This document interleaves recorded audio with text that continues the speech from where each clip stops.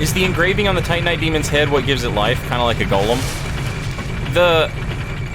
I think the thing on its head is, like, the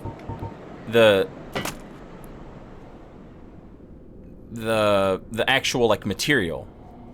When the nameless blacksmith deity passed, from several slabs, great beast arose.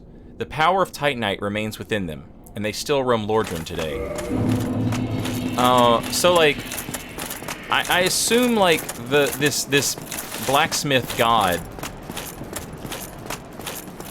is the one who, like, gave the power to the, like, make Titanite useful, and then when he passed away, like, that power just went haywire, and like some of his materials turned into, like, sentient things, maybe. That's one of those ones that would be interesting to see, like, how the lore shapes up when translated differently. In the depths of the catacombs. All right, he's got nothing new to tell us.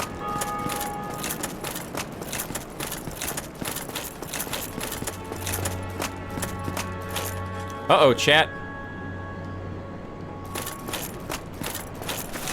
Look who's not here.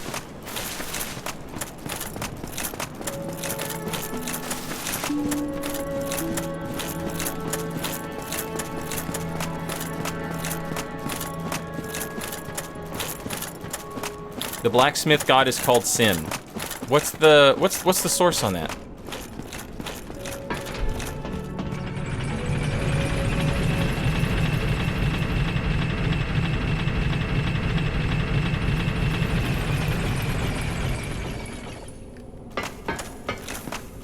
Crestfallen went for a walk.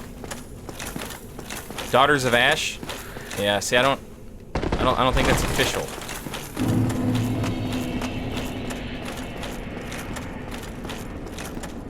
He was trying to get away from the snoring, chat.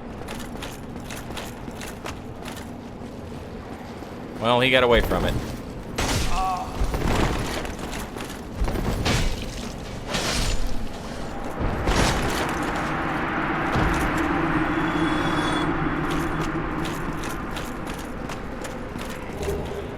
And the awful breath, yeah. The stinky stank, the stench of that terrible breath.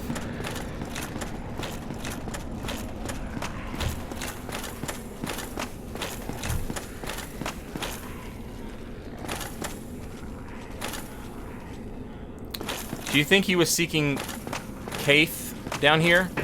He seems to know a lot about the world after all. He does know a lot about the world, but I don't think so. I seriously think he just hates France. I guess if you wanted to get deep with it, you could be like,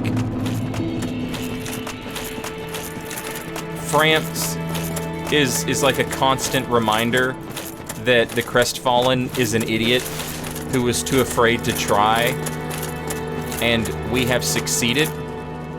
And since we have succeeded, we're like constantly reminding this idiot that he sucks and never tried anything in his life, and that drives him down there, like his own failure. Oh, hello again. I was waiting to tell you. Master Logan has returned, and he tells me that he has you to thank. Well, we are both in your debt now.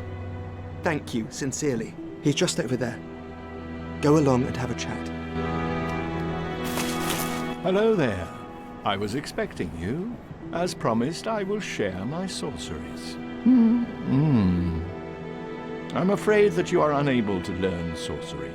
The basic framework, you see, it cannot be taught. Oh, do not fret. Life isn't all about sorcery. You will find your own way. Don't frown with regret. Peer forward with your head high. I'm too stupid to learn Logan's sorceries, but that's okay. He made me feel all right about it.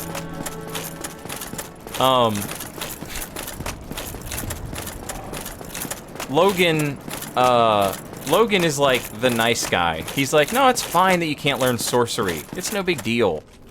You know, you'll find something that you can do. Just keep at it. You're fine, homie. Versus the Demon Souls dudes who are like, you are so stupid. I wish you'd just die.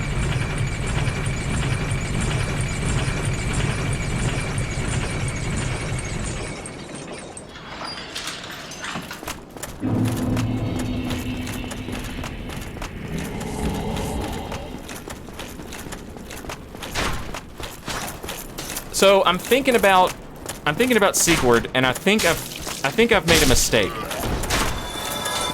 I know I've made a mistake. Either I didn't talk to him enough at Sin's Fortress, or I have to help him in Anor Londo first. I think I have to help him in Anor Londo first, because he says like, oh, you helped me up above. Well, now I'm going down below. So, yeah. Let's get in there.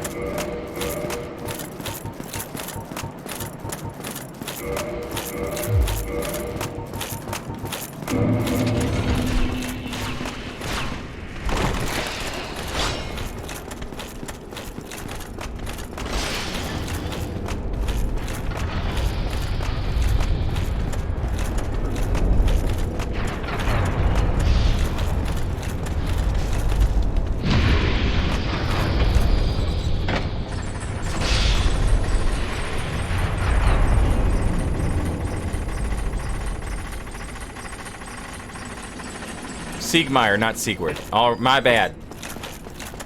Begging your humble forgiveness, chat.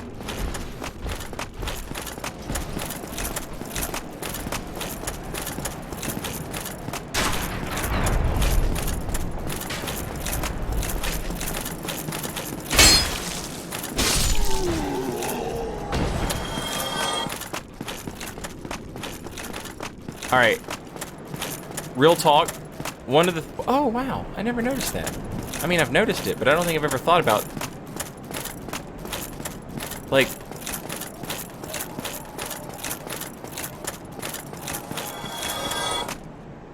This looks like it was, like, walled in. Like, pretty hastily.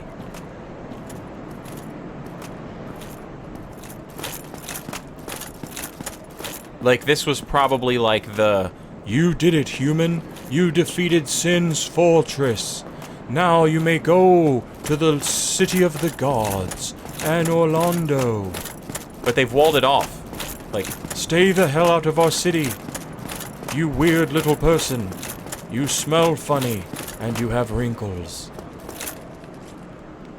And so now the only way to get in there is to, talk to some demons. But, I would like to point out that I really like this cutscene because it puts our sword and our shield on our person, and it just looks good. It's just a good-looking cutscene.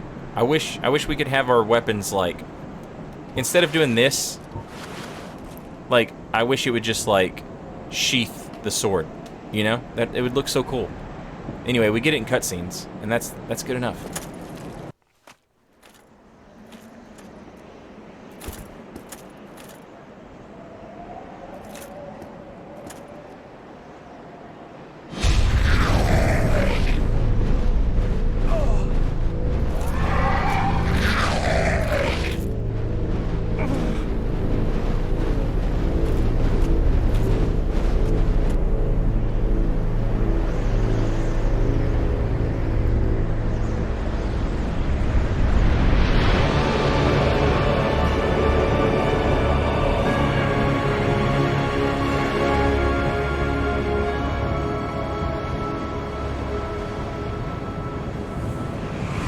That little clip of Smo and Ornstein's song that we get right there.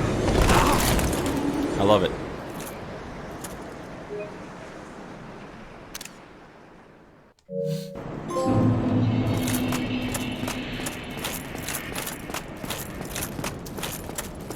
The demons hang out, by the way. And if you want to go back, they'll take you back.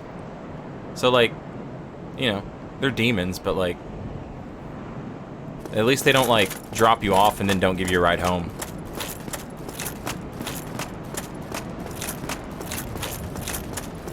It's a really nice cutscene, too, because it's like, you did it. You found your way. You made it to where you were supposed to go. And that's great. Also, check out the Duke's archives. How cool. How cool is that? Hey, what's up, man? Oh, I thought we were homies. Ow.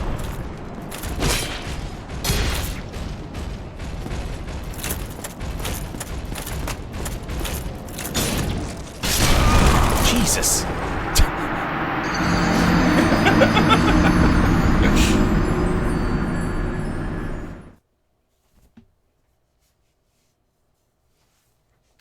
They did an amazing job at... Are you serious? I thought I would respawn at the... Oh my god. Alright. I thought I would just respawn at the demon drop point. That was my fault. That was my fault, chat.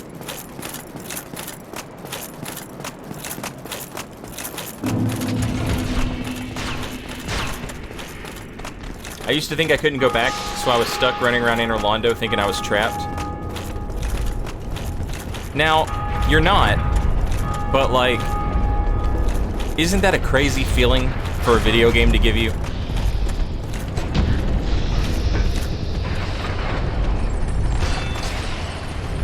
You know? There are video games you can definitely get like hard locked, and you know, it sucks. What I like about Dark Souls is it won't let you get hard locked, but it'll make you think you did. You know? I appreciate that.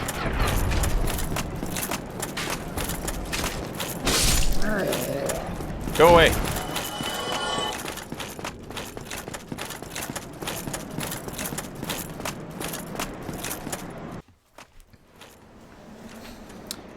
I wonder why the bat demons still bring you to Anor Londo, even if it seems like the gods don't want you there anymore. Also, the gods totally want you there to get the Lord Vessel, so I wonder what's up. I think, Rusty, that they don't want every human going to Anor Londo. They want the right humans going to Anor Londo. This entire thing is... Also, I just noticed you can see the Duke's archives in that cutscene.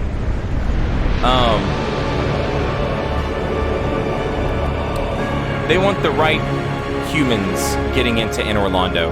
And this entire thing has been like a test up until this point, right? Where, you know, you're having to like destroy these like powerful souls and collect and amass all these souls and all this humanity. So like you gotta be fit, right? They want humans in Anor Londo, but they want the right humans in Anor Londo. They don't want every Tom, Dick, and Harry rolling up in here.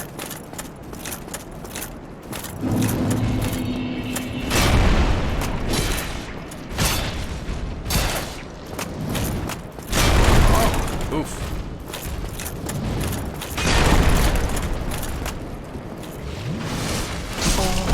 Ow.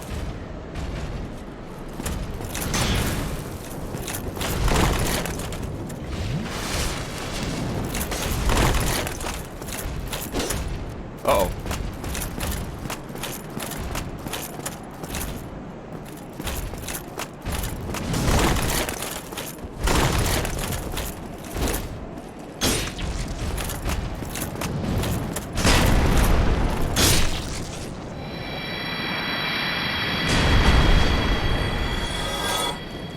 And yes, they only want humans in Anor Londo they think they can control. Right. You've spoken with King Seeker Frampt. You've been told, you know, what you think is up. Like, you know, like you're the one who's gonna secede Lord Gwyn.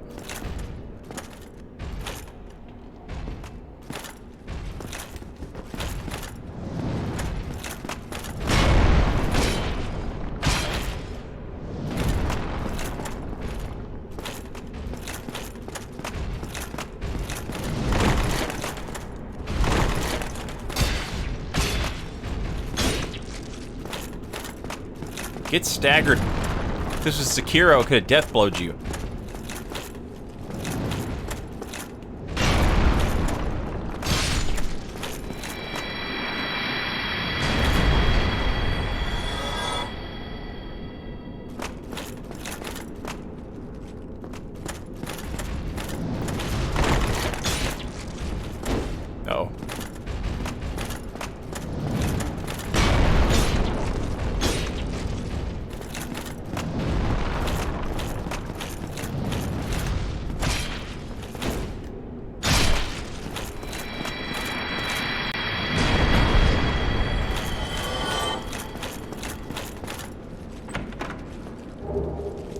charms. More Demon Titanite. Also this dope-ass statue of the Dragon Slayer Ornstein.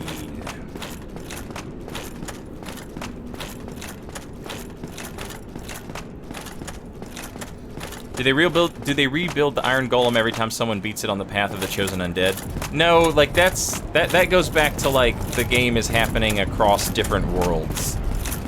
Like it's everybody has like their own little world that they're in. But those worlds can like intermingle and change. And the reason that's happening is because at the end of the world, as the fire starts to fade, time collapses in on itself. Because time doesn't exist if there's not fire. So like time as the Dark Souls characters experience it starts to change. Dark Souls 2 was originally all about that. And a lot of the NPCs still reflect that. Like Benhart and Creighton are obviously like the same character, just like at different points or in their lives. Or perhaps like Benhart is Creighton's father, and that's where the dialogue about like, oh, my dad gave me this sword was supposed to come from. And then like the two blacksmiths are like literally the same character, just one's old and hollowed and one's slightly less old and hollowed. Well, he's still old, but he's not hollowed. Ow.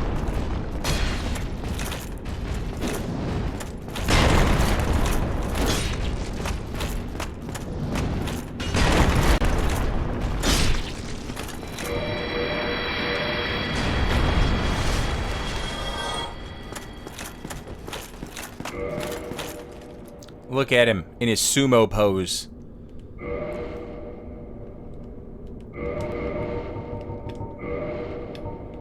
Do I have any Undead Hunter charms? I mean, Lloyd's talismans? I don't. I mean, I have some. They're just in my box.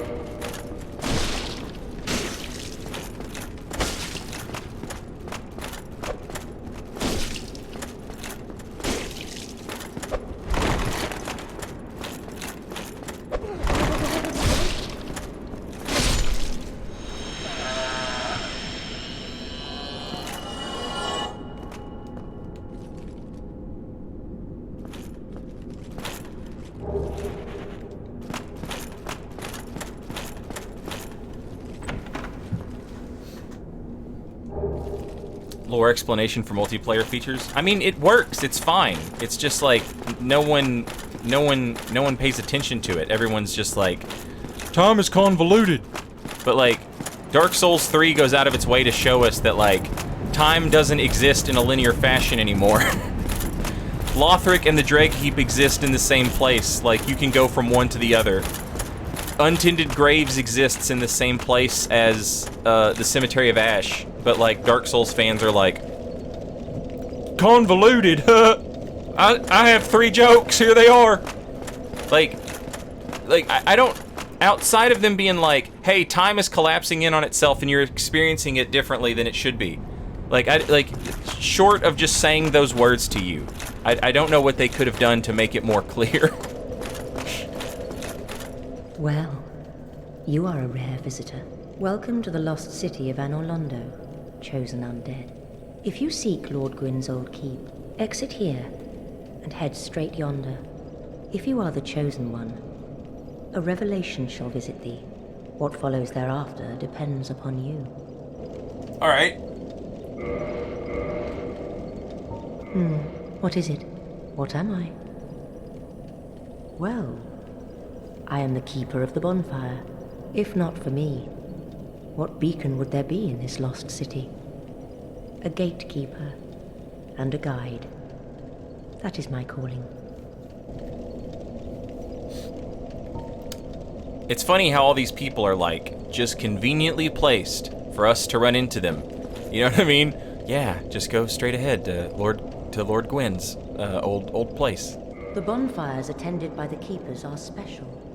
They are linked to one another, and their flames never die. Yet never shall the keepers of these flames meet. If you require rest, now is the time. That is, after all, what the bonfire is for. If you require rest, that is... Alright. Got us a nice 10 Estus bonfire, which is going to be absolutely necessary, because Anor Londo is the Nightmare Zone.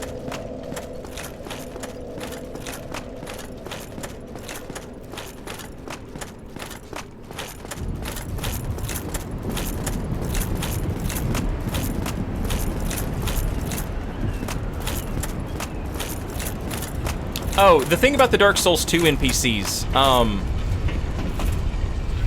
give me a minute and I'll look it up. I follow a bunch of people on Twitter, and a lot of them do like cut content restoration and stuff. That's something that I've seen them talk about a lot.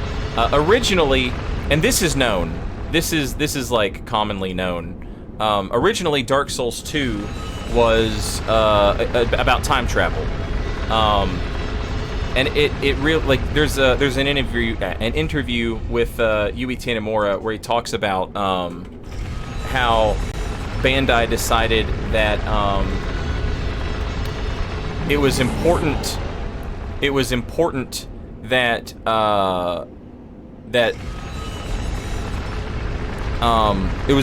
that fans be able to connect Dark Souls to Dark Souls 2. And so, like, at the last minute, they just had to basically scrap a bunch of stuff and use the same game to tell the story that was similar to Dark Souls 2. Which is one of the things you'll hear me say a lot. Dark Souls 2 is at its best when it's just allowed to be its own thing.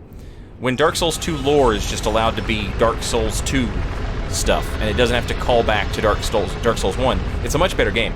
Anyway, here's a fella on Twitter that you could follow, Moonlight Ruin. And here's a tweet where he says, Creighton of Mira, this time around with the Blue Moon Greatsword. I assume he wielded the sword at some point, but then plans changed. Wait, no, don't tell me. He was young Benhart back when the game was about time traveling. And then in the Dark Souls 2 parameters, the Gutter, another cut content, like mod restoration type account, also mentions that in the parameters of the game, they had a father-son relationship.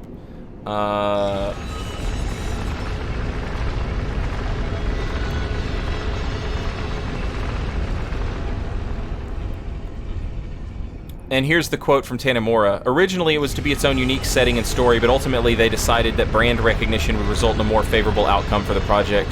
There was an initial panic to somehow make it all fit into Miyazaki-san's world and overall vision. But this is, there's another tweet about the blacksmiths and how you can tell the blacksmiths are literally just the same person at different ages in their life. Like, their models are the exact same. They wear the exact same armor. They have, like, they're just the same person.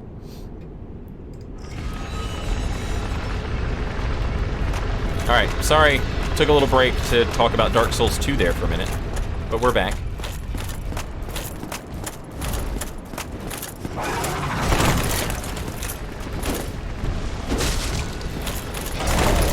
You know it's serious now because we're fighting bosses as regular enemies.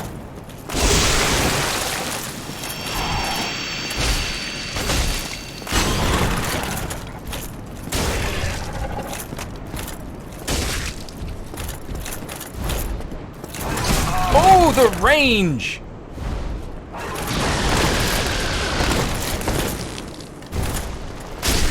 Woo!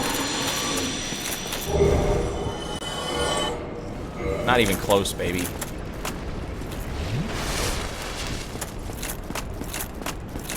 Hey, congrats, Blooper. Nice.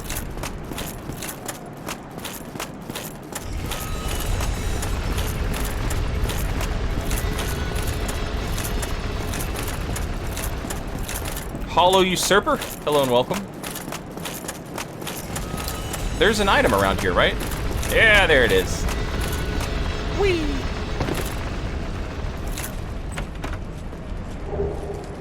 Some more Demon Titanite, and that's good, because we're getting close, baby.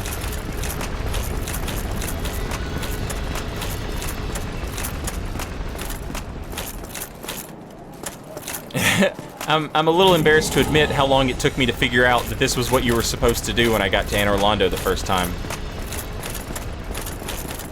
I didn't have Xbox Live at the time, so I couldn't see messages and bloodstains, you know what I mean? And I was like, what the hell are you supposed to do? Also, as someone who's like terrified of heights, this was like my worst nightmare.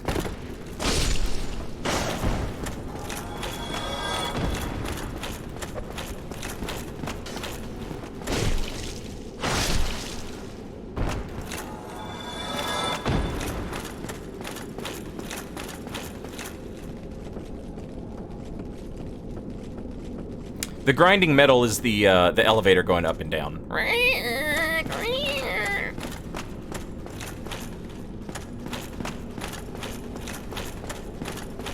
So we come in here, and this place is just I mean, come on. Look at all the blood stains. Look at all the...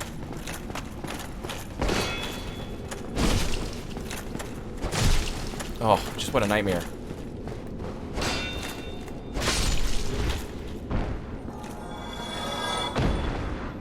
We've knocked a chandelier down. And these dudes have, like, throwing daggers, which makes them, like, even worse. But once again, a bow and arrow pays off for the hungry investor.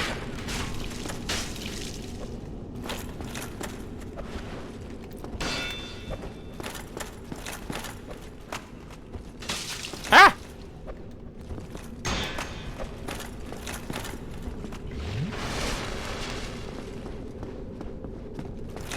They love their jump attacks.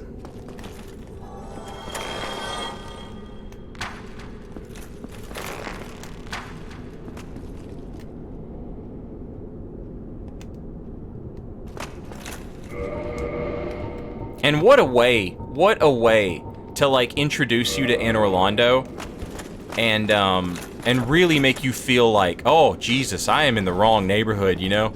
Like,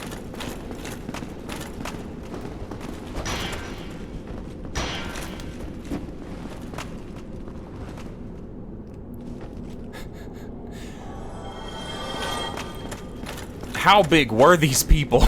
You know?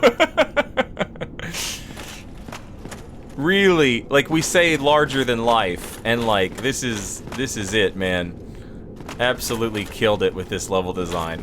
Not only is it a nightmare, it's more difficult to look at than it is to play, you know? And that's one of the things I love about From Software, is like their bark is way louder than their bite, you know? Their games look mean and hard and unbeatable, but they're really not. They have a way of being imposing, which is beautiful because that's essentially that's what they want you to feel. They want you to feel this imposing presence when you play their games, you know? Like you're somewhere you're not supposed to be, and I think it's great. I think it's great. So Guinevere is the goddess of bounty and fertility, and we see some like images of what we would consider, or what I would consider to be like a bountiful harvest, right? We see like the I guess this is a person doing some stuff, and then like I guess this is like an oven maybe, and then like down here we see like a basket full of bread, and off on the sides here it's like wheat, you know. And then here she is. Look at her. You know, she's huge. She's incredible. And when we meet her, she's huge and incredible in real life, but she's not real, right? And I think that's like my theory that Rosaria is Guinevere and Guinevere is the Queen of Lothric kind of revolves around like you have to be willing to believe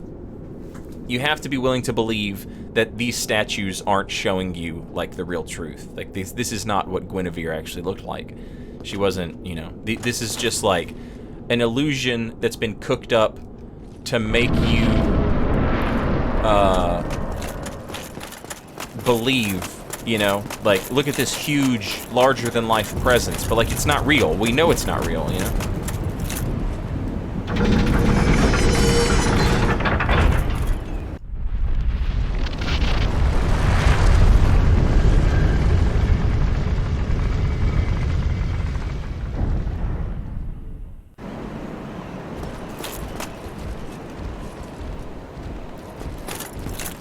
Look at him, he came all the way over. Oh.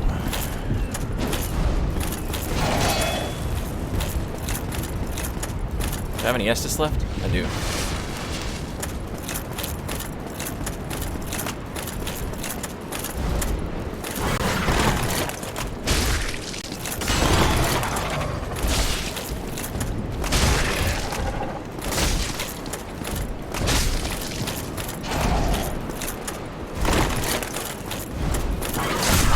I love that attack so much.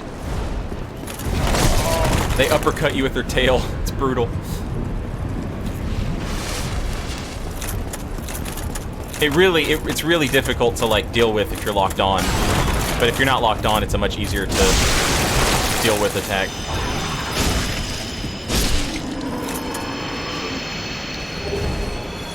And here we get the Gargoyle's Halberd, which if you don't get the Titanite catch pole, the Gargoyle's Halberd, you can actually get this when you fight the Gargoyles the first time. It's like a random drop. The catch pole and the Halberd are both like fairly similar. Halberd requires even less dexterity, and this thing is insane if you upgrade it with Chaos. Like the damage becomes like absolutely bonkers. It's crazy how good this thing is. And it's a good-looking weapon too, you know? Doesn't have that sweet-ass R2, though. Doesn't have the big catch pole. You get the spin to win.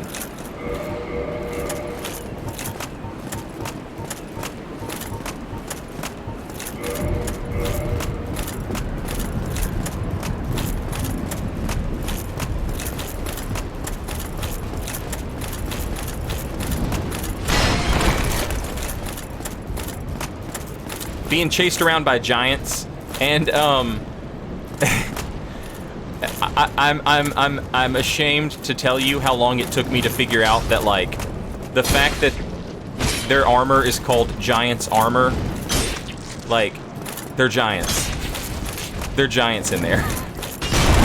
You know what I mean? Like, oh well, no duh, Saint, but like I didn't get that at first. But those are giants. Like the giant blacksmith or the giants at Sin's Fortress, and one of the things that kind of tied that together for me. One of the things that kind of tied that together for me was when you visit Anor Londo in Dark Souls 3, right before you get to Anor Londo, when you're on like when you're in the Pontiff's backyard.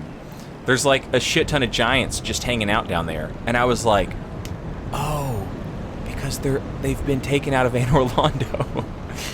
they're not hanging out wearing their armor anymore. They're just stuck in Anor Londo. They're stuck in the Pontiff's backyard, and those Drang Knights that are hanging out are like Dark Souls 2 dudes, and Dark Souls 2 dudes hate giants. They hate them. With a passion, they hate giants because they're from Drang Lake. So of course they're in charge of like corralling and like getting the damn giants out. You know what I mean? Like Pontiff Sullivan moves in, becomes the Pontiff, overthrows the Blades of the Dark Moon, and gives Aldrich Gwendolyn, and you know he starts redecorating the place. So of course he calls the Drang Knights to come get rid of the giants.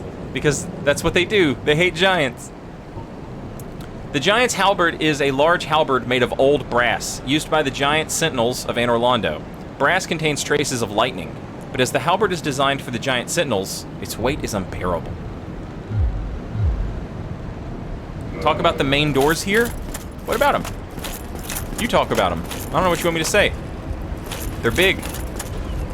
They're locked.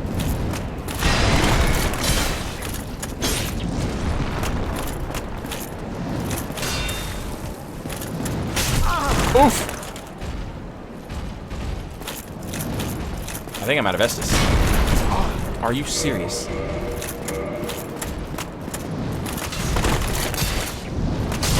Come on!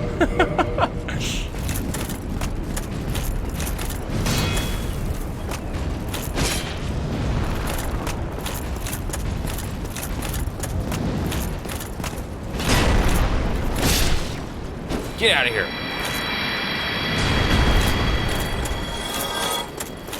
They've got strange carvings. Okay. I'm terrible at these carvings and like I don't know what like were they made on purpose, you know? It looks like what these are like these might as well be Rorschach tests to me. It looks like some kind of maiden, and she's at work doing something with a big bag, and she appears to be talking to like an angel, maybe, but like maybe the angel has a tail and the tail's wrapped around. Maybe the angel is a demon. I don't, you know what I mean? What's going on here? I don't know. What do you think? What do you think I'm looking at? What do you think's happening here? Maybe it's not a tail wrapped around. Maybe that's just part of the thing. But I mean, it definitely has wings. We can definitely see that it's got wings. And it appears to be handing the person something.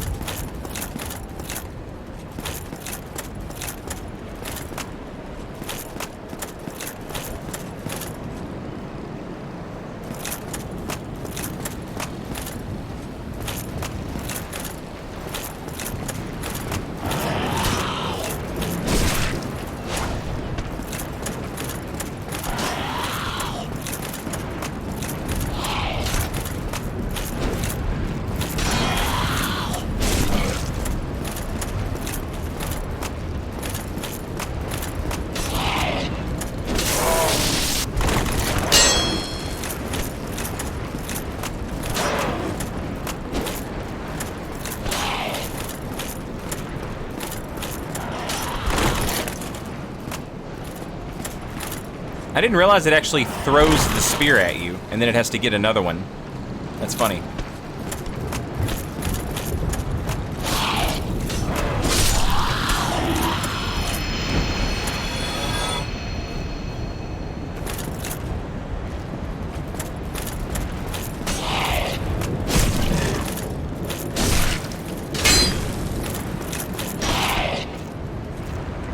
Uh-oh.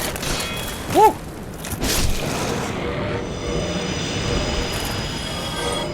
Good lord, chat.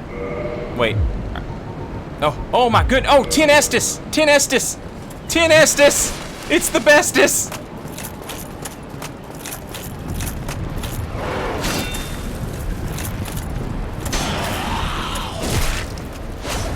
Thought you could fly! Thought you could fly, idiot!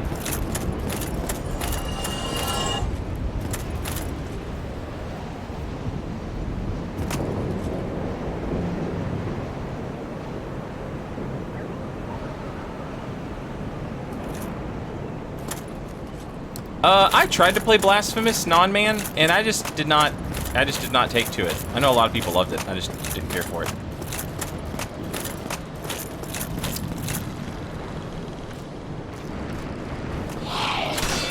Ooh.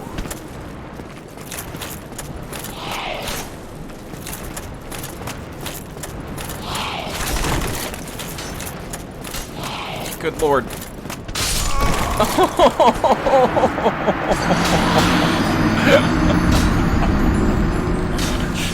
Well, there's good news and there's bad news. The bad news is that I died. The good news is that, you know, we've at least unlocked the shortcut. We can just run straight across now. The gargoyles are gone. You know, it's just a straight shot. It's just a straight shot. Now, it's interesting, at this point in the game, we don't know that those things are demons, you know? Like, we don't know that they're, like, Izalith demons, but those things are totally Izalith demons. Batwing demons, they call them. Which is funny, because we don't see Batwing demons show up until Dark Souls 3, the Ringed City DLC. It was, like, literally, like, the last chance they had to put, like, Batwing demons and make some sense out of it. And then they finally did make some sense out of it. Now the bat boss was originally like in Dark Souls 3. It was a boss in Central Irithyll, I think, and they cut it out. They cut that out, and then they they fixed it up. And they brought it back, and they made it into the Ringed City DLC, the Batwing demons. But these demons are like traitors. They betrayed their own kind. They betrayed the demons, and they went to work with Gwyn or whoever guarding Anor Londo. If you get this spear, if you get that spear to drop, or you buy that spear, you can get that that item description that talks about it a little bit.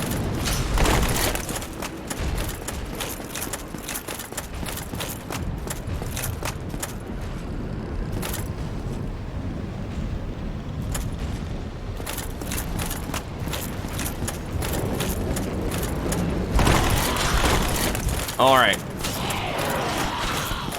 You take fall damage here for like no reason. Okay, that's not fall damage, that's lightning damage. If you run too fast.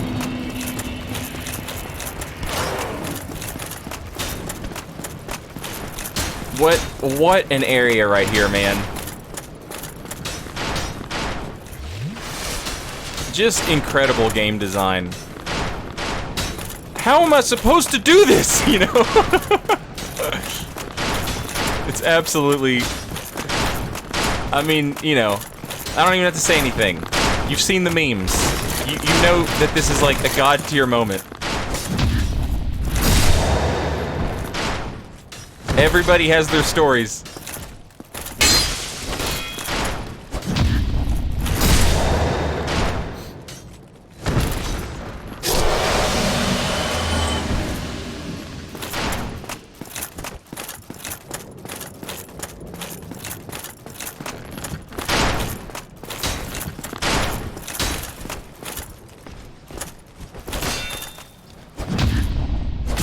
That was not good.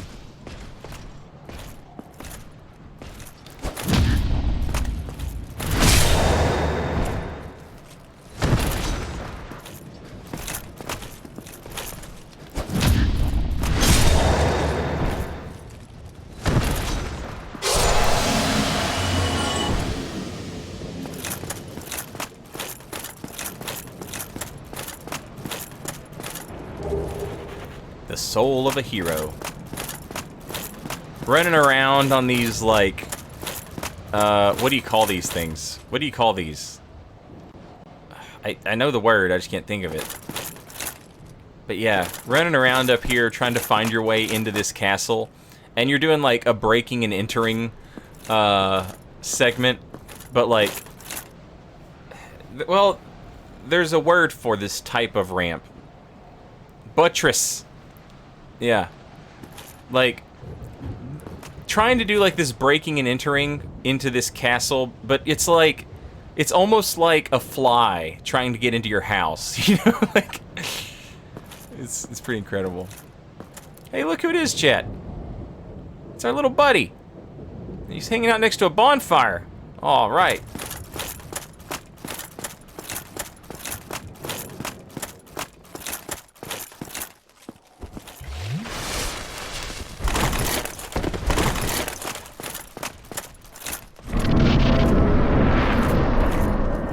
Literally quit the game for months right there.